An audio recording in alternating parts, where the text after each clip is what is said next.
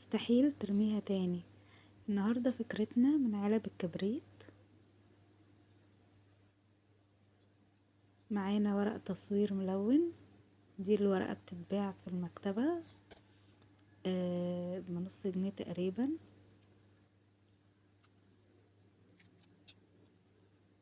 انا لزقتها على دراج الكبريت بالشكل ده.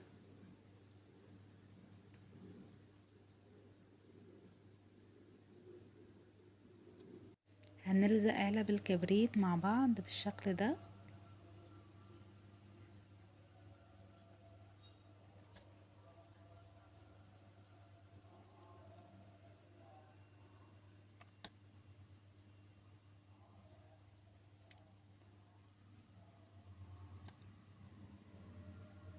وممكن تستبدلي الورق الملون ده بورق فوم.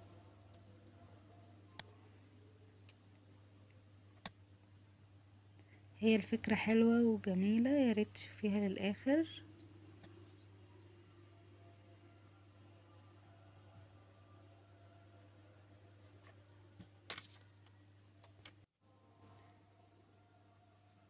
هنغلفها بقى بقطعة من الورق.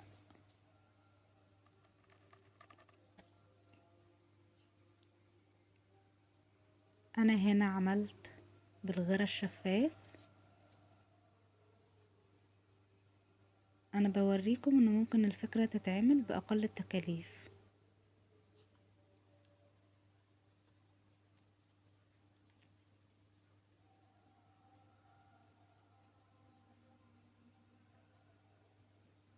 بالشكل ده.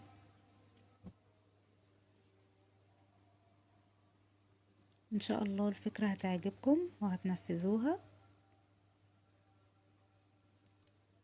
وده معايا كده خرز.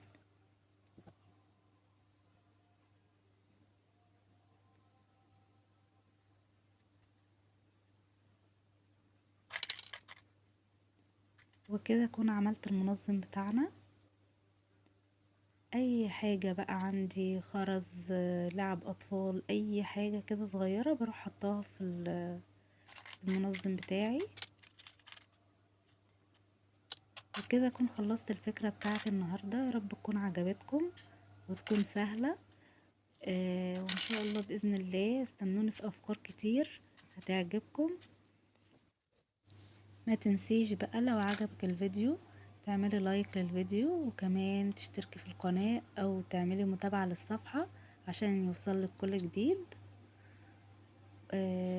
وتسيبيلي تعليق حلو كده ان شاء الله عشان خاطر اقدر افيدكم بفيديوهات تانية وافكار تانية كتير.